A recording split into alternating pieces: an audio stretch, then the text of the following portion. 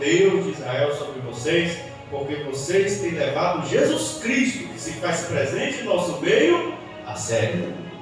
Vocês têm respeitado a santa e gloriosa presença de Jesus que está em nosso meio. Se alguém vem aqui e acha que porque todas as cadeiras não estão preenchidas, e despreza esse culto, e despreza como se não fosse nada, faz descaso, não adora Jesus em nosso meio, não abre a boca para dar glória, não abre a boca para cantar Jesus, não abre a boca para glorificar, leva as coisas como se aqui fosse uma brincadeira que não é, tal pessoa estará desprezando a presença de quem? Do Pai, do Filho e do Espírito Santo que se encontra no nosso meio. Tal pessoa estará desprezando a presença do Rei dos Reis, Senhor dos Senhores, Príncipe da Paz, Pai da eternidade, a presença mais ilustre de todo o universo, que é a presença de Jesus Cristo que está em nosso meio. Ele disse: aonde estiver 2 ou 3 reunidos em meu nome, ali eu estarei presente no meio deles. Cada culto, quando eu abro essas portas, é em nome de Jesus que eu abro. É em nome de Jesus que nós entramos aqui. É em nome de Jesus que nós entoamos louvores. É em nome de Jesus que nós oramos a oração inicial. É em nome de Jesus que nós lemos a palavra. E pela fé na promessa de Jesus, na bondade e na misericórdia, nós temos a convicção de que Ele está em nosso meio. Presença de ser humano não é importante. Presença importante no culto é a presença de Jesus. Glória a Jesus, aleluia. Não interessa se a igreja está cheia ou vazia, o que importa é a presença de Jesus Cristo. Uma reunião cheia de pessoas onde não tem Jesus, ela não vale de nada. É uma reunião inútil, imprestável. Agora, uma reunião com 2 ou 3 corações ungidos pelo Espírito Santo, honrando a presença gloriosa de Jesus, Ele se faz presente em nosso meio.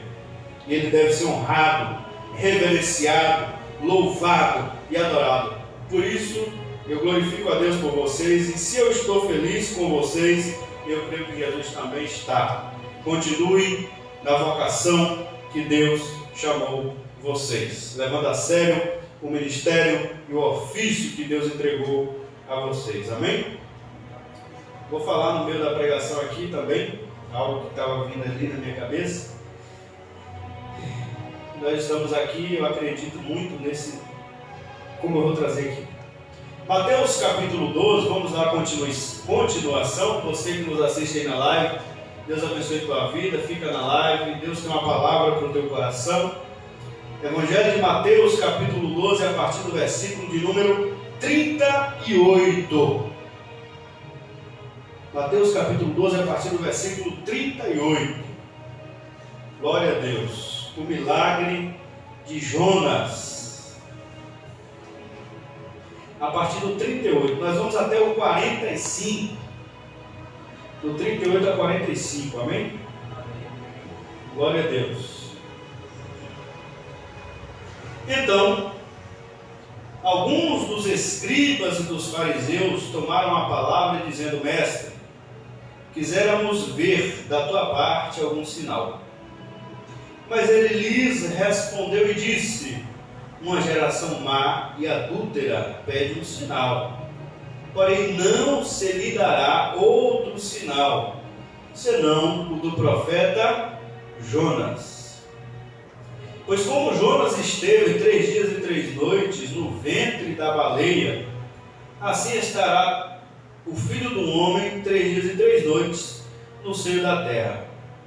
Aqui fala baleia na minha tradução, porém a tradução do original do grego pode ser interpretado, claramente como um peixe grande, um grande peixe.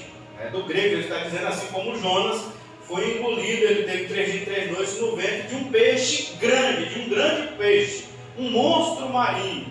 Também pode ser interpretado, eu acredito que seja a interpretação mais adequada, mais correta, já que cientificamente é comprovado que uma baleia não pode engolir um ser humano.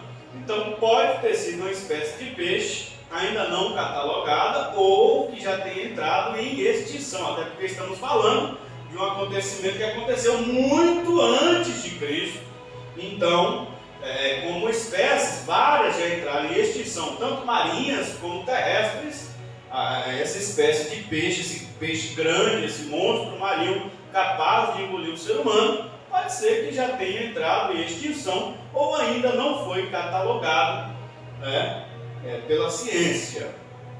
Mas aqui Jesus não está dizendo literalmente uma baleia. Quem traduziu colocou baleia, mas a palavra do grego é traduzida como um peixe grande, um grande peixe, para não criar polêmica em cima de coisa. Muito ateu cria polêmica em cima desse termo baleia aqui, mas foi apenas uma tradução que alguém colocou, e do grego original é um grande peixe. Assim como Jonas esteve 3 dias e 3 noites no ventre de um grande peixe, assim estará o Filho do Homem 3 dias e 3 noites no seio da terra. Vamos continuar. Os ninivitas ressurgirão, vão ressuscitar no juízo com esta geração e a condenarão, porque se arrependeram com a pregação de Jonas. E eis que está aqui quem é mais do que Jonas.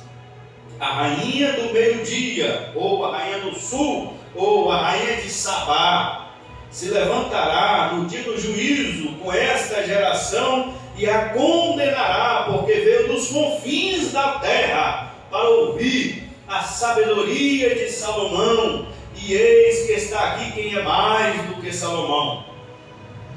E Jesus vai continuar.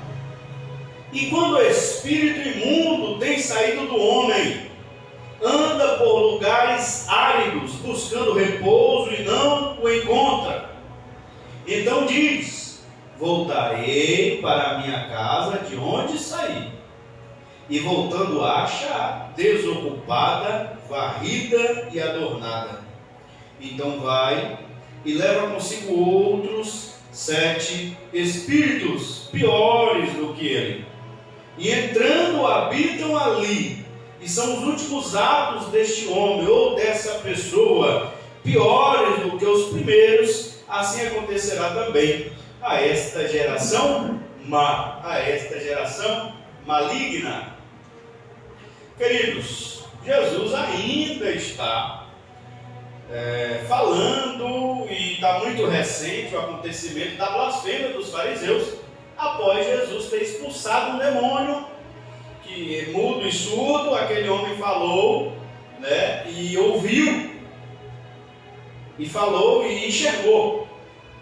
Ele viu, ele começou a enxergar e começou a falar. E aí, muitos disseram que Jesus era o filho de Davi, o Messias esperado.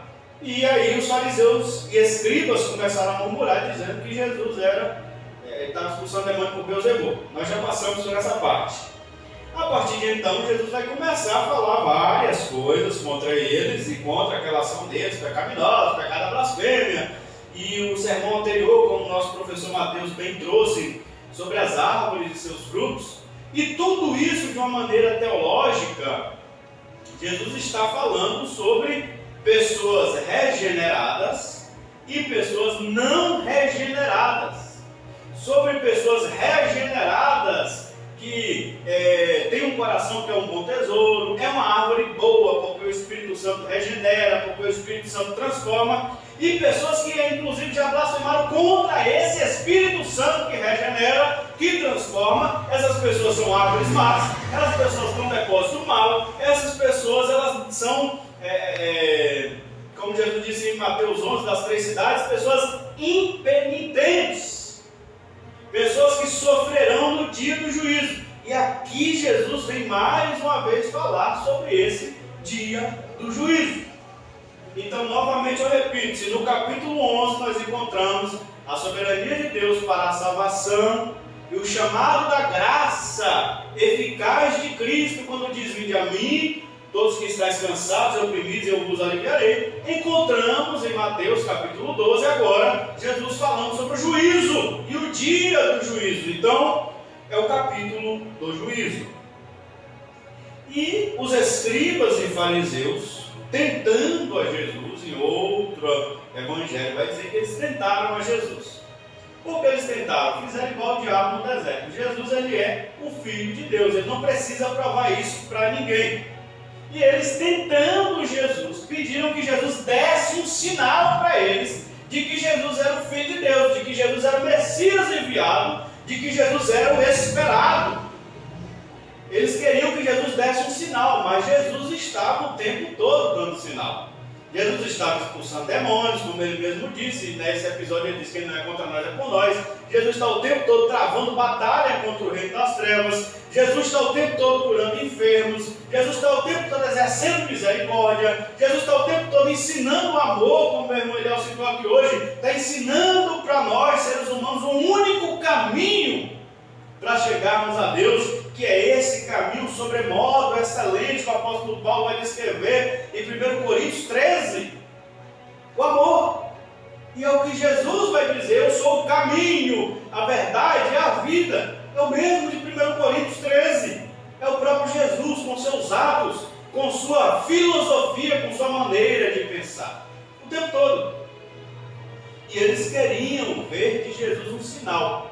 A mesma coisa que o diabo lá em Mateus capítulo 4, lembra quando Jesus foi tentado? O diabo queria que Jesus, através de um sinal, provasse para o diabo que ele era o Filho de Deus. Porém, Jesus recebeu a palavra do próprio céu quando ele foi batizado. A Bíblia vai dizer em Mateus capítulo 3 que o Espírito Santo desceu em forma corpórea de uma pomba, pousou sobre os ombros de Jesus Cristo, e a voz do céu, a voz de Deus, o Pai, foi ouvida. Este, se referindo a Jesus, é o meu Filho amado, em quem tenho prazer, em que está o meu prazer. Jesus não precisava provar nada para ninguém, porque ele já tinha o testemunho do próprio Pai. E para Jesus Cristo a palavra de Deus basta. Para Jesus Cristo a palavra de Deus basta. A palavra do Pai é suficiente para Jesus. Por isso Jesus já nos ensina aqui: diante do diabo ele venceu com a palavra, porque a palavra do Pai é suficiente. Ele não precisa provar nada. O Pai já disse que ele é filho, ele não precisa provar. Diante dos escribas e fariseus ele não precisa provar nada. A palavra de Deus, o Pai, lá em Mateus capítulo 3, este é o meu Filho amado, em quem eu tenho prazer, já prova, já basta. Jesus já nos ensina que a palavra de Deus deve bastar para nós. A palavra de Deus já deve ser autossuficiente para nós. Jesus já nos mostra sobre a sua própria suficiência. Não precisamos de absolutamente nada fora. Nada fora da palavra de Deus. Nada atípico. Nada, mesmo que seja, que, como disse Lutero, por mais que faça milagre, cair fogo do céu todos os dias, se não está em conformidade com a palavra de Deus, qualquer coisa, qualquer doutrina, qualquer pensamento deve ser completamente rejeitado, porque não está de acordo com a santa palavra de Deus. Nossas vidas devem estar em conformidade com a palavra de Deus. Algo deve ser pecado para nós se a palavra diz que é pecado. Não é porque a religião diz que é pecado, não é porque a sociedade faz isso ou aquilo, é a palavra que define a vida de um crente. Se a Bíblia diz que é pecado, acabou, é pecado.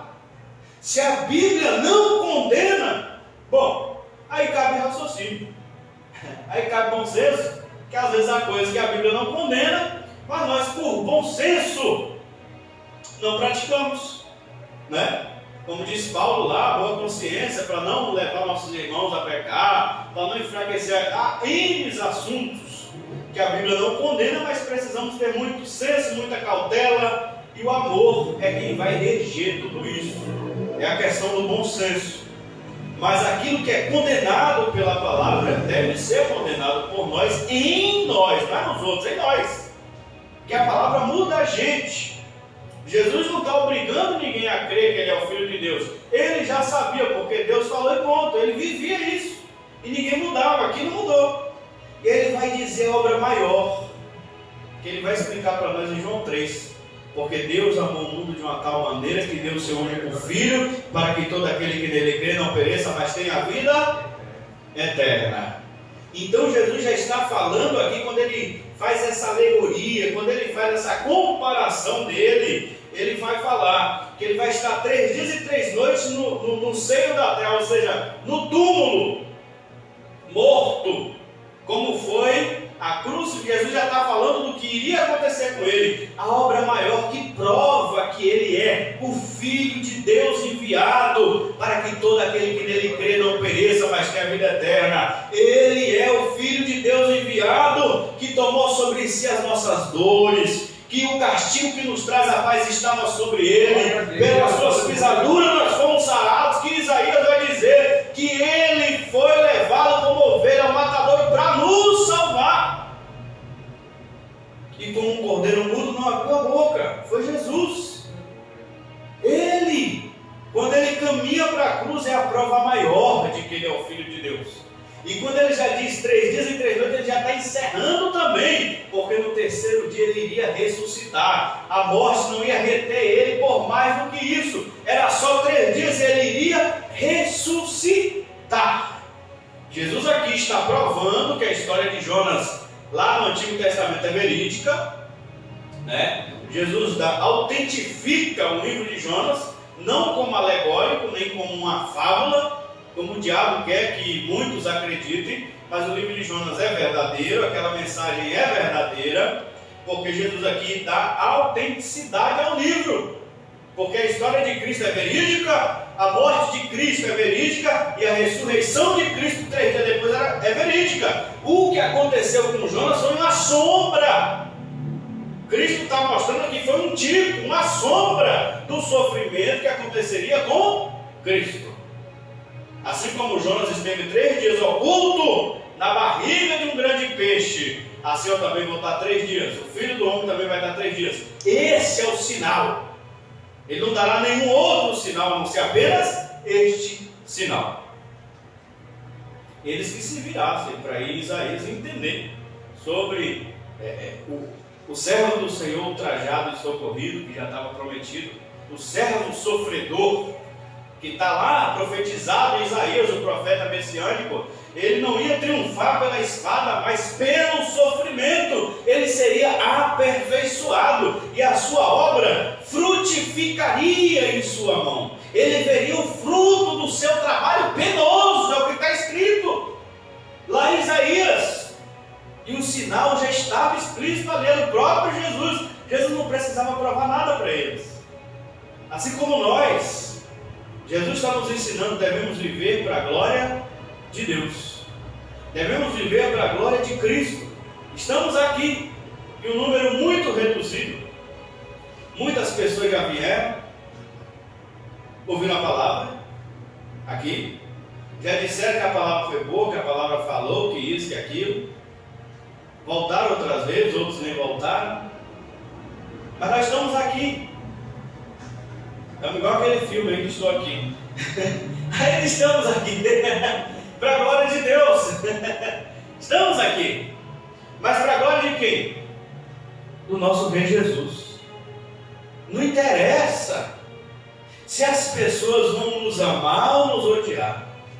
Se as pessoas vão se ajuntar a nós ou não. Não importa. Estamos aqui. Nesse período, vamos fazer 3 anos neste lugar, em setembro, se Jesus não voltar daqui até lá. Já celebraremos o 3º ano. E nesses 3 anos, o que devemos entender do Evangelho é isso que Jesus está explicando. Nós vivemos para a glória de Deus. Cada culto que aqui fazemos é para a glória do nosso Senhor Jesus Cristo. Nos reunimos para a glória do Pai, do Filho e do Espírito Santo. Quinta, sexta, sábado e domingo aqui neste lugar. Quem quiser vir e se aproximar de Jesus também junto conosco, é muito bem-vindo, as portas estão abertas. Quem não quiser, não é só aqui que é casa de oração, há outras também. Agora, quem rejeita a palavra que pregamos aqui, que não é nossa, é de Cristo, e por isso não vem, por isso não chega, porque não quer abandonar o seu eu, porque não quer renunciar por amor a Cristo, ou porque não concorda com a palavra de Deus que pregamos. porque não concordar com a palavra que nós pregamos aqui, então venha também com capítulo e versículo para refutar o que nós pregamos, porque nós pregamos baseado na palavra, na Bíblia.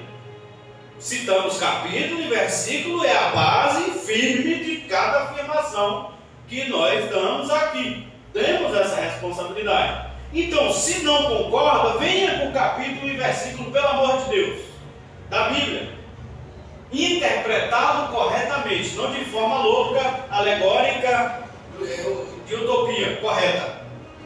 E nós nos consertaremos se estivermos errados, correto. Até porque a Bíblia não nasceu conosco. Nós estamos aqui, somos anões nos ombros de gigantes, que já vieram antes de nós e também interpretaram a palavra. Mas devemos ter essa ideia de Jesus, de que não precisamos provar nada para ninguém. Nós estamos ouvindo a voz do Senhor a cada culto, estamos nos dedicando ao nosso Senhor a cada culto, estamos fazendo para a glória dele a cada culto. Se os homens verão prodígios em nós ou não, isso não cabe a nós, cabe a ele. E se não servimos de prodígio para que eles venham, servimos de juízo para que aquele dia eles saibam que houve mensageiros da verdade no meio deles. Se não servimos de prodígio para que eles amem, serviremos no grande dia de juízo para essa gente. Seremos como representado que Jesus está falando. Aqui observe o que Jesus vai falar. Os ninivitas ressurgirão no juízo. Ele está falando daquela geração que rejeitou ele, que diz que ele havia expulsado o demônio por causa de Beelzebul, que queria que ele mostrasse sinais para que eles corressem atrás, que rejeitava a palavra dele. Ele está dizendo, os ninivitas vão se levantar no juízo, vai ter o dia do juízo final. Jesus está afirmando claramente que vai existir o dia do juízo final, que está lá no Apocalipse. E os ninivitas, a cidade de Nínive, que é onde Jonas foi pregar a palavra, e o povo ouviu, e o povo se arrependeu com um pano de saco e cinza, e o povo se voltou para Deus, e Deus não destruiu Nínive naquele tempo, por causa da pregação de Jonas. O rei ouviu, o povo ouviu e se arrependeu. Se nós pregamos hoje e o povo não ouve, ou o povo ouve e finge que não ouviu, que não entendeu, Jesus está dizendo, assim como para aquela geração nós também não devemos nos importar. Os homens de Nínive se levantarão com essa geração e a condenarão. A condenarão, porque se arrependeram. Os homens de Nínive se arrependeram com a pregação de Jonas, e esse está aqui, quem é mais do que Jonas? Jesus é maior do que Jonas. Jesus é o maior pregador de toda a história. Mas, por mais que Jesus pregue a palavra de Deus melhor do que Jonas, quem rejeita a palavra de Deus, por mais que Jesus pregue, vai continuar rejeitando, porque não ama a palavra de Deus. Jesus disse, quem é de Deus, ouve a palavra de Deus. O contrário também é verdade. Quem é do diabo não ouve a palavra de Deus, porque ele é mentiroso e homicida desde o princípio. Ele nunca se firmou na verdade. Esses homens, eles queriam um sinal, está dizendo que eles queriam um sinal, e Jesus não vai dar o sinal que eles queriam, porque eles não tinham amor pela palavra que Jesus pregava. Eles não tinham amor. A mesma coisa hoje. Jesus revela, sim, através da doutrina da providência, como nós sabemos. Jesus dá revelações de livramento, de cura divina, da visão, da profecia, da recado. Eu acredito, eu tenho certeza que Jesus faz isso até hoje. Eu acredito, sim. Jesus mostra coisas em sonho. Jesus, ele faz até hoje curas extraordinárias. Jesus cura câncer, Jesus cura AIDS, não importa a doença para Jesus. Quando ele quer curar, ele cura. Quando Jesus quer revelar, a coisa pode estar escondida do jeito que for. Jesus revela, mostra, fala com a gente quando ele quer fazer. Mas não é isso que leva ninguém para o céu. dons, milagres, maravilhas, nada disso. E Jesus está falando de juízo. Jesus nesse capítulo está falando sobre juízo, porque rejeitaram a palavra de Deus. O que salva é ouvir a palavra de Deus e assimilar e colocar no coração e começar a frutificar. Se hoje ouvides a voz do Senhor, não endureçais o vosso coração. A palavra. Há pessoas que correm atrás de sinais, correm atrás disso, correm atrás daquilo, rejeitando a palavra de Deus. Geração má e adúltera é o que Jesus vai chamar esse tipo de gente. Gente que quer sinal, mas não quer palavra. Viva! Não é aquela coisa morta, aquela doutrina morta, ortodoxa, mas morta. É aquela coisa viva, a palavra que te ilumina, a palavra que te muda, a palavra que te corta, a palavra que muda teu caráter, a palavra que te converte, a palavra que muda você em uma nova criatura, a palavra que aponta para o teu próprio pecado e faz você chorar diante de Deus e te quebra diante de Deus, mostrando que você precisa da graça que Jesus tem para oferecer, que você não é nada sem Jesus. E quando você entra num culto que nem esse, você se dobra diante de Jesus, você arrebenta seu coração diante de Jesus, você se quebranta diante de Jesus, você louva Jesus, porque você sabe que Jesus é a única esperança que você tem. Jesus é a única porta de salvação. Vem aí festa de carnaval, mas para quem está em Cristo, o carnaval não passa de uma porcaria. Essa é a verdade. Não agrada a quem verdadeiramente serve a Jesus. Não tem nada que possa encher nosso coração de alegria. Nós já temos essa alegria em Jesus Cristo.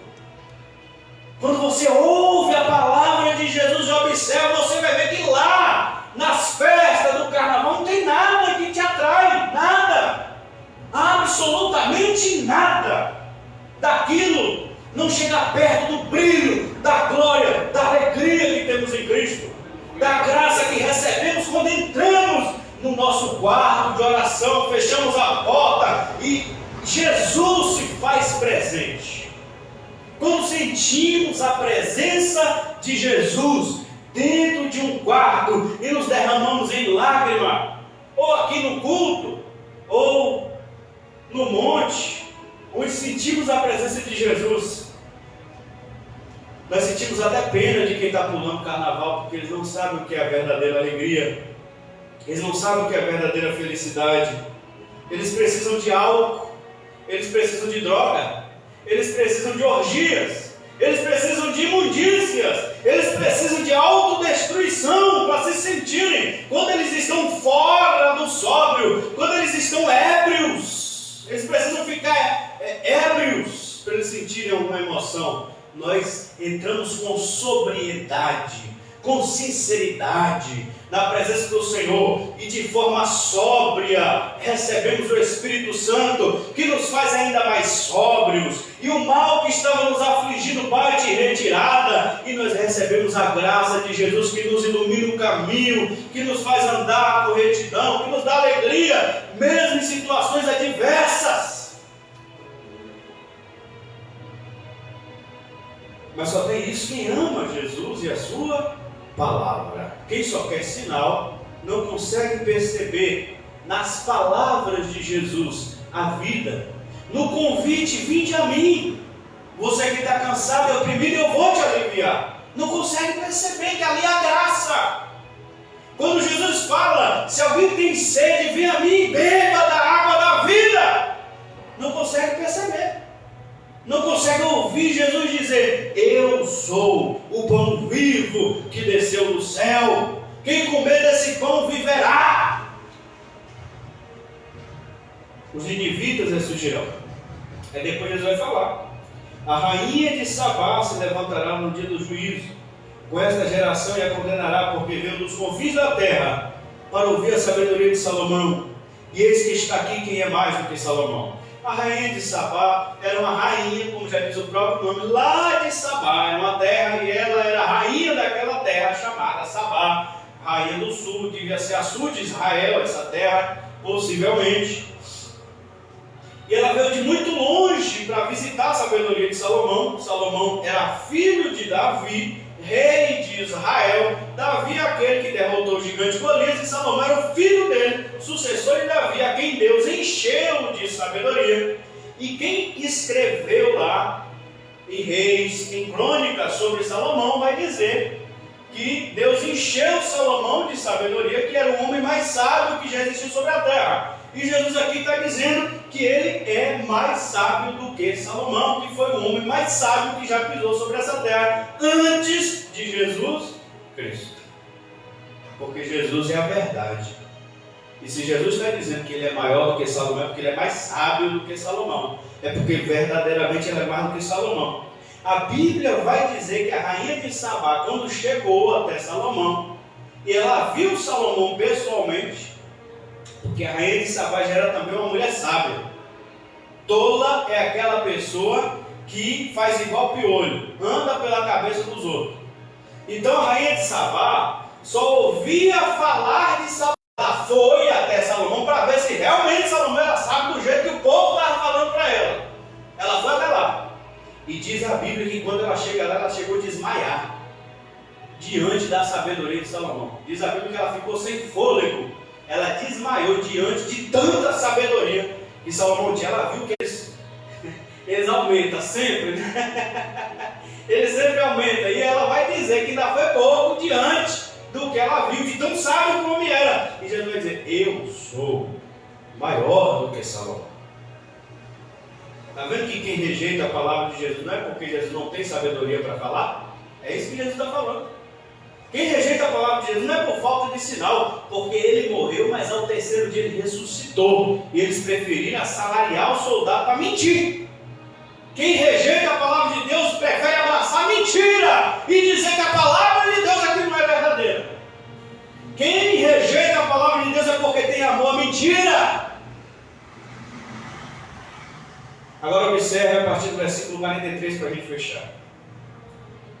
E quando o espírito imundo tem saído do homem, anda por lugares áridos, buscando repouso e não encontra. Então diz: voltarei para minha casa de onde saí. E voltando acha desocupada, varrida e adornada. Então vai e leva consigo outros 7 espíritos piores do que ele. E entrando, habitam ali. E são os últimos atos desse homem piores do que os primeiros. Assim acontecerá também a esta geração má. Esse tipo de pessoa que rejeita a palavra de Deus, o que é que Jesus está falando? Queridos, nós estamos em uma batalha espiritual séria com Jesus. Jesus está em uma batalha espiritual séria o tempo todo. Nós já falamos sobre isso naquela pregação que eu preguei anterior a essa.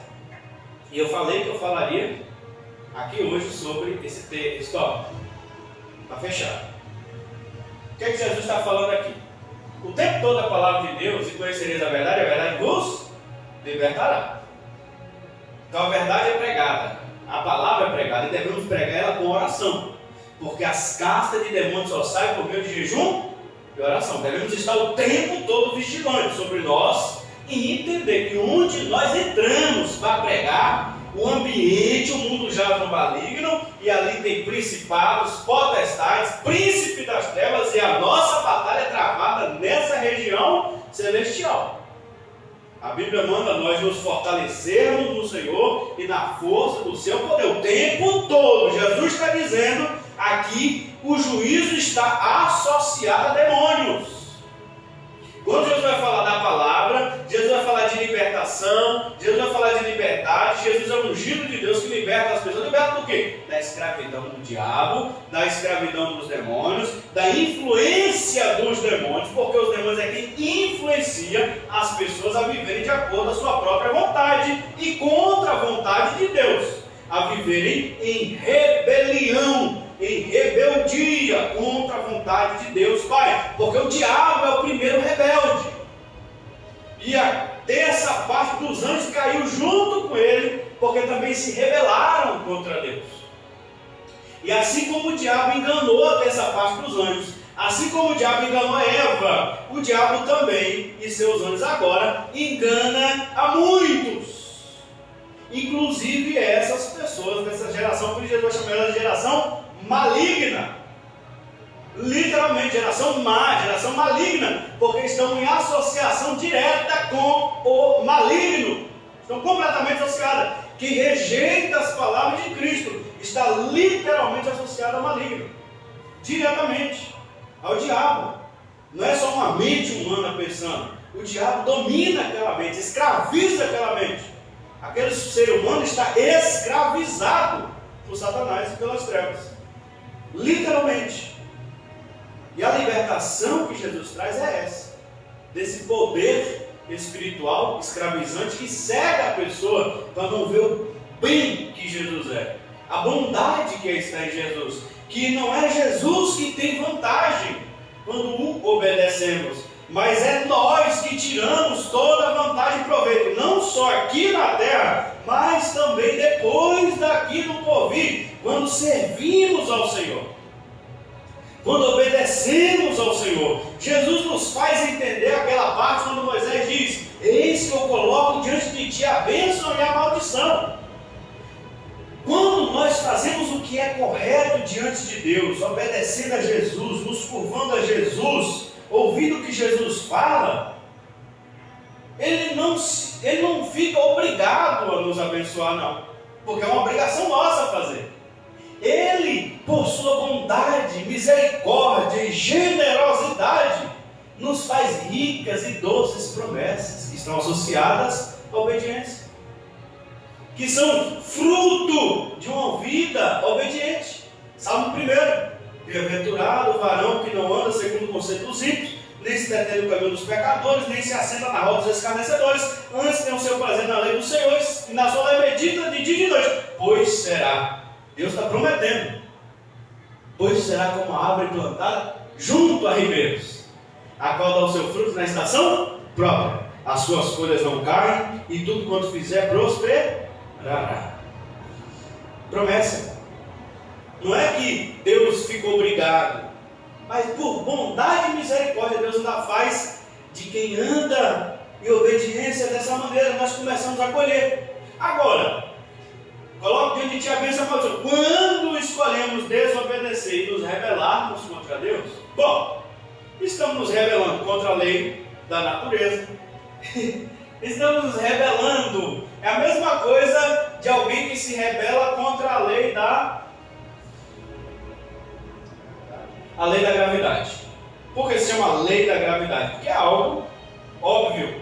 Você jogou algo para cima, ele vai ter que cair necessariamente. É uma lei. E alguém que quer se rebelar contra a lei da gravidade, ela simplesmente se joga de uma altura embaixo.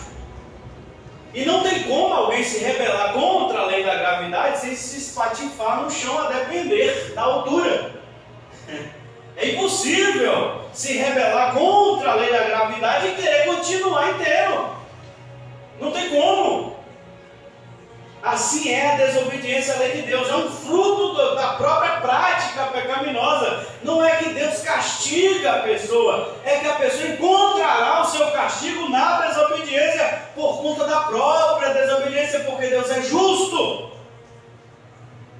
E é isso que Jesus está falando aqui. Essa geração má, que rejeita a palavra do amor, que rejeita a palavra da misericórdia, que ama mais a mentira do que a verdade que Jesus prega e traz, que prefere chamar ele de Beelzebul do que aceitar as palavras dele. É uma geração que será condenada naquele grande dia, o dia do juízo. É o dia do acerto de contas, onde Deus vai dar a cada um conforme as suas obras.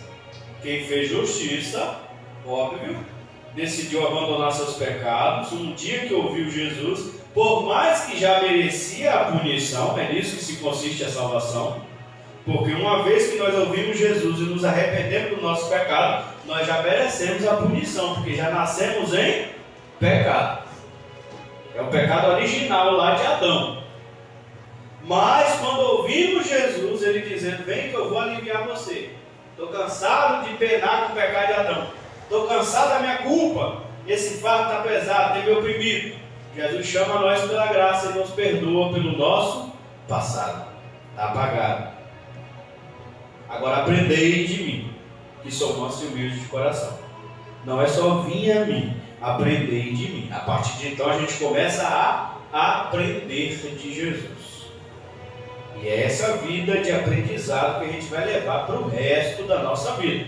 Se a gente desistir de aprender com Jesus, a gente deixa de ser discípulo, a gente volta atrás. E aquele que lança a mão do arado e volta atrás, não pode ser meu discípulo, não é apto para o reino de Deus. Então a gente deve continuar a caminhada do aprendizado. Caindo, levantando, pecando, se arrependendo. E a gente continua. A vida continua, uma vez que estivermos em Jesus Cristo. E como eu disse, o nosso prazer não estará se tem alguém me ouvindo na live, que o seu prazer ainda está no carnaval. Talvez você está até em Cristo, lutando, querendo uma forcinha para continuar firme em Cristo. E no próximo domingo você está na igreja louvando a Jesus. Mas às vezes você está com o coração pulsando, querendo ir para a festa. Pular atrás do trio. A carne ainda está forte. Recorra a Jesus Cristo em oração. Busca Jesus em oração, confessa a Ele, esteja em Cristo, e o próprio Senhor Jesus vai arrancar de você esse mal. O próprio Senhor Jesus vai abrir teus olhos, vai fazer você encontrar o prazer que você precisa, que tua alma precisa no próprio Senhor Jesus Cristo. E você, talvez não esse ano, pode ser esse ano, porque Jesus, o nome do Senhor é já, mas Jesus vai te dar força que esse ano você já não vai cair. E no ano que vem, você vai olhar para você hoje e vai agradecer ao Senhor pela vitória, pelo livramento, e você vai ver que aquilo não te atrai mais. Não te atrai mais. Agora você entra num estado que você não é mais escravo do pecado. Você não é mais escravo. Ele pode até chamar, mas você já morreu para ele. Você não responde mais aos comandos do pecado. Você está em Cristo, você é uma nova criatura. Você responde aos comandos de Cristo. Todos nós temos pecados. Mas quando entramos em Cristo, estamos em Cristo, nós vencemos o pecado. E é isso que Jesus nos chama. Porque quem está em Cristo não está no diabo. Mas quem não está em Cristo, necessariamente, com certeza, está no diabo. Pastor, o senhor pegou pesado, não sou eu, é Jesus. Porque o espírito imundo sai da pessoa quando ouve a palavra de Deus. Quando recebe a mensagem do Evangelho, o espírito imundo sai, porque ele nunca se firmou na verdade, ele odeia a verdade, ele sai fora. Mas se essa pessoa não entra em Cristo, se essa pessoa não recebe o Espírito Santo que regenera, que transforma a árvore má em árvore boa, o Espírito enviado pela intercessão de Jesus, do próprio Pai, para habitar dentro de cada um de nós, de cada eleito. Se não vier o Espírito Santo, o demônio vai chamar mais 7 e vai voltar para dentro da pessoa, e essa pessoa necessariamente ela vai continuar no diabo. Sim! Sim, quem não está em Cristo necessariamente está no maligno. Ponto final. E Jesus vai dizer em Mateus, o versículo que abrimos o culto: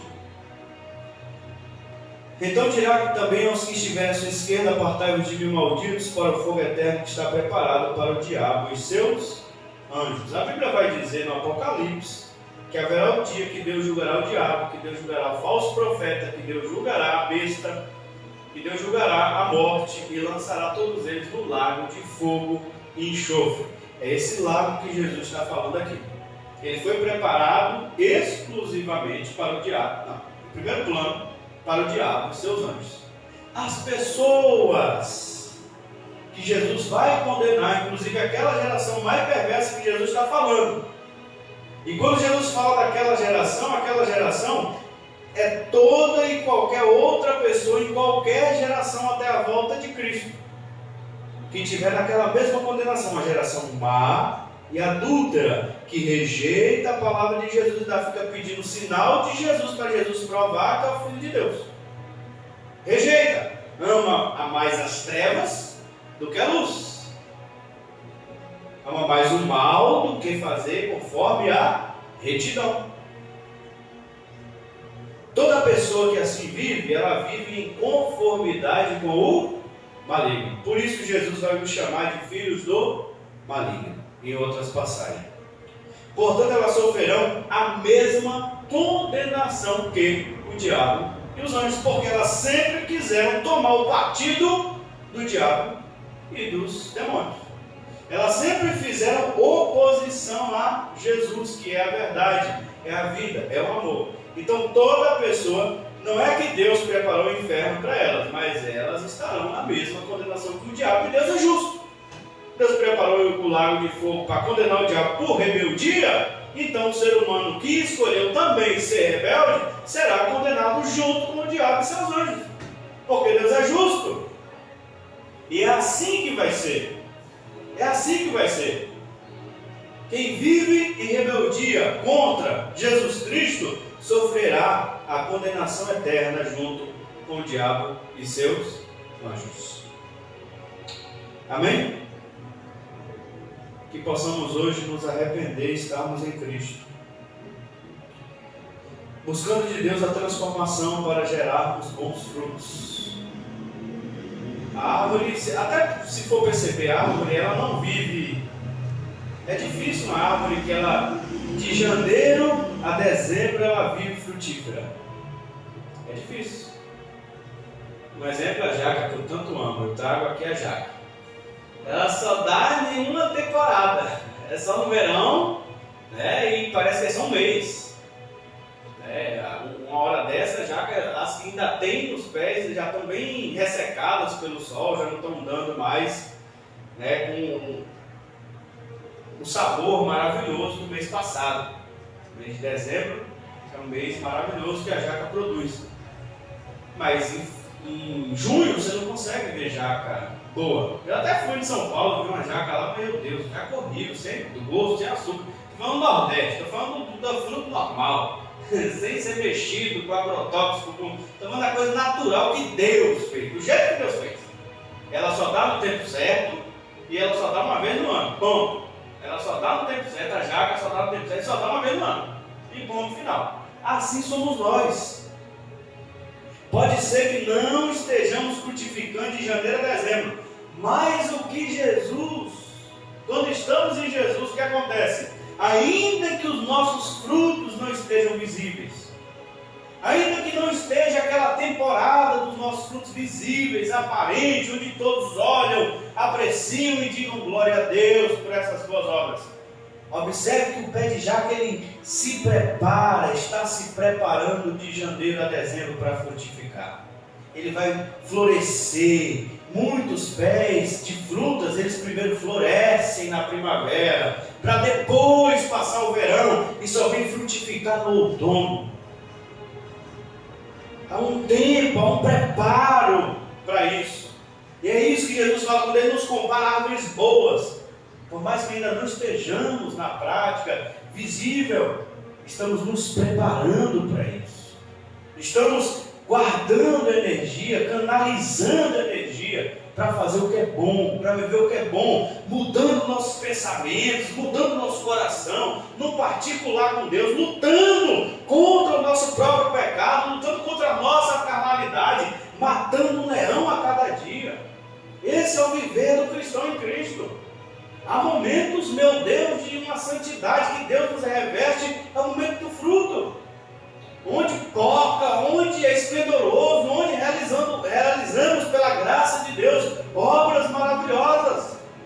E há momentos em que não temos fruto nenhum. O inverno chega, as nossas folhas caem, mas somos uma árvore boa. Estamos em Cristo, por mais que o nosso fruto não esteja aparente, ele vai aparecer no tempo certo. É uma luta, é um caminhar, porque ele não pode desistir. Ao contrário, também é verdade, a árvore mal, às vezes ele não está na prática, não está assassinando, mas é um ódio desgraçado que alimenta dentro de si que se pudesse fazia. É uma árvore má, que só produz o que é mal dentro de si. Não adultera, mas é tão consumido pelos desejos, pelas coisas, não luta contra isso, não entra em crise contra isso, alimenta isso, porque na prática é uma árvore má e quer produzir fruto mau. Sejamos o contrário. Quando andamos contra a nossa vontade, já está bom. Esse é o caminho. Não precisamos ser super-homens, super-mulheres. É andar contra a nossa vontade, só isso. Para obedecer Jesus, devagar, aos poucos. A força que nos dá é Ele. A graça que nos dá é Ele. Vamos frutificar, sim. A qual dá o seu fruto no tempo certo. Suas folhas não caem. E tudo quanto fizer, prosperará. Não são assim os ímpios, mas são como a moeda que o vento espalha, porque os ímpios não prevalecerão no dia do juízo, dia do juízo, que Davi falou cá no Salmo. Jesus reafirma por 2 vezes, quando ele cita os ninivitas, quando ele cita a rainha de Sabá, ele cita o dia do juízo 2 vezes. Assim, no dia do juízo não prevalecerão os ímpios no dia do juízo, nem os pecadores na congregação dos justos, porque o Senhor conhece o caminho dos justos. O Senhor conhece o caminho dos justos. Por que o Senhor conhece o caminho dos justos? Porque o Senhor Jesus andou nele. Por que Jesus conhece? Porque Ele andou no caminho. E Ele está abrindo o caminho para nós. É assim que você trata as pessoas. É assim que você ora. É assim que você deve dar esmolas. É assim que você deve jejuar. É assim que você deve... Jesus está mostrando tudo. É assim que você vence Satanás. É assim que você vive para a glória de Deus. Jesus está mostrando tudo. Por que o Senhor conhece o caminho do justo? Porque o Senhor andou nele. Porque o Senhor caminhou nele. Porque o Senhor é o próprio caminho do justo. Porque o caminho sobremodo excelente de 1 Coríntios 13, que é o amor, é o próprio Senhor. É o próprio Deus. O Senhor conhece o caminho que os justos andam. Porque é o caminho dele. É Ele. É o amor. Mas o caminho dos ímpios perecerá. Óbvio que perecerá. Deus é bom. Deus é reto e ama a justiça. O seu rosto está voltado para os retos. Oh glória. Fica de pé. Vamos agradecer ao Senhor por essa palavra e que estejamos esperando esse grande dia. Que esse dia para nós não seja que não venha nos trazer medo, mas que seja para nós uma esperança. Porque para quem está em Cristo, o grande dia do Senhor não traz medo, traz esperança. Olha para João, na ilha de Patmos. Maranata, ora vem, Senhor Jesus. Ele clama, a noiva diz vem, o Espírito diz vem. Aquele que ouça, diga vem. E ele mesmo encerra dizendo, Maranata, o Senhor Jesus vem. Um desejo, é uma esperança para o salvo de Jesus. Que esse dia do juízo que Jesus está falando seja para nós uma esperança. E não um medo, um dia de medo. E que não seja uma falsa esperança, mas uma verdadeira esperança. Não confiando em nós, mas em Cristo, na obra que Ele está fazendo em nós. Uma obra comprovada, autentificada. Igual Ele deu autenticidade ao livro de Jonas, Ele também está dando em nós, através dos frutos.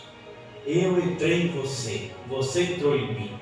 Você vai frutificar cada vez mais no tempo certo. Fique calmo, fique tranquilo. Você está lutando contra seus pecados. Você está cada dia lutando. Continue lutando. Eu estou contigo. Eu não te desamparo. Eu sou com você. Só não desanima. Só não se afasta de mim. Continue comigo. Continue caminhando. Continue fazendo o que eu mando você fazer. Continue renunciando. Nós estamos seguindo. É isso que Jesus está falando para nós. E que esse dia seja assim para nós. A cada passo que a gente dá, que a gente possa saber que Ele está andando conosco. Quando a gente não sentir que a gente volta. Isso é arrependimento. Eita, Jesus está comigo nisso não. Eu vou voltar de novo do lugar onde eu caí. Deus fala, arrependa-te para aquelas igrejas, volta. Eu não estou mais seguindo com você. Quando a gente perceber que Jesus não está mais andando com a gente, esse caminho, bora voltar para buscar a presença de Jesus. Eu quero, é por aqui, meu filho. Então tá, Jesus, tá. Por lá você não queria, então bora por aqui. É isso que Jesus quer de nós. Somos humanos, dependemos dele para tudo.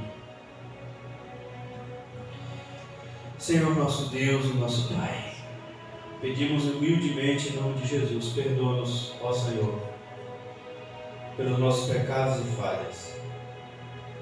Perdoa-nos, ó Senhor Jesus, porque várias e várias vezes somos tentados pelo diabo e por pessoas que não amam ao Senhor Jesus. Assim como o Senhor Jesus também foi tentado pelos escribas e fariseus, somos tentados, ó Deus, a sermos um prodígio espiritual. Somos tentados a mostrarmos que somos rejeitados muitas vezes porque só temos a palavra do Senhor Jesus para entregar. Nada além do que a santa e gloriosa palavra do Senhor Jesus para pregar. E quem não ama a tua palavra quer ver outras coisas, quer ver outra coisa para que eles aprovem. Senhor, que possamos, assim como Jesus, viver para a tua glória. Perdoa-nos, ó Deus, por várias vezes que somos tentados a isso e somos até às vezes levados, Senhor, a nos entristecermos, ó Senhor, e achar que sim, estamos falhando miseravelmente, estamos vivendo de uma forma que não glorifica o Senhor, às vezes até, Senhor, o Senhor está me aprovando, Senhor, o que está acontecendo comigo? Devemos, ó Deus, assim como Jesus, ter a mente firme. Se estamos em obediência ao Senhor, se estamos cumprindo, Senhor, aquilo que o Senhor tem ordenado, estamos sendo fiel ao que o Senhor Jesus ordena a cada um de nós, com aprovação ou sem aprovação dessa geração, seguiremos firmes. Nos dê graça, Senhor, para termos essa maturidade de Cristo. Sabendo, Senhor Deus amado, que se não servirmos de prodígio para essa geração, serviremos de juízo. Assim como o Senhor Jesus não serviu de prodígio para aqueles escribas e fariseus. Não foi sinais que eles queriam. Não foi o garoto prodígio deles. Mas o Senhor Jesus foi o juízo deles. O Senhor Jesus serviu de juízo. E vai servir naquele grande dia. Porque o Senhor esteve no meio deles, eles não reconheceram a tua graça, a tua glória, a tua majestade, Senhor. Nos dê graça para termos esse compreendimento, essa maturidade, essa compreensão, Senhor. Que cada culto, Senhor, que cultuamos a Ti, seja, Senhor, cada dia mais avivado, cada dia mais alegre, cada dia mais vivo com a presença do Teu Espírito, Senhor. Ó Deus, que possamos tributar ao Senhor todo o nosso coração, toda a nossa alma, todo o nosso ser, Senhor Deus amado, acompanhados por outras pessoas, acompanhados por outros irmãos e irmãs, ou não, Senhor. O importante é a Tua santa, gloriosa presença em nosso meio. Ó Pai eterno, se não servirmos de prodígio, serviremos de juízo, para a Tua honra, para a Tua glória, para o Teu louvor, Senhor. Perdoa-nos, ó Deus, pelos nossos pecados e falhas. Pedimos graça em nome de Jesus. Amém. Amém? Glória a Deus. A paz, Ala. Deus abençoe. Glória a Jesus. Faz assim com a sua mão nesse momento. Você que assistiu essa live, Deus abençoe a tua vida. Amanhã, sexta-feira, teremos ministração da palavra de Deus aqui também. Se Jesus não voltar daqui até lá, em nome de Jesus, se Deus quiser, estaremos aqui ministrando novamente a palavra de Deus. Vai ser o professor Mateus e Deus tem uma palavra para o teu coração. Deus abençoe. Faz assim com sua mão. Que a graça de nosso Senhor e Salvador Jesus Cristo, o grande amor de Deus, nosso eterno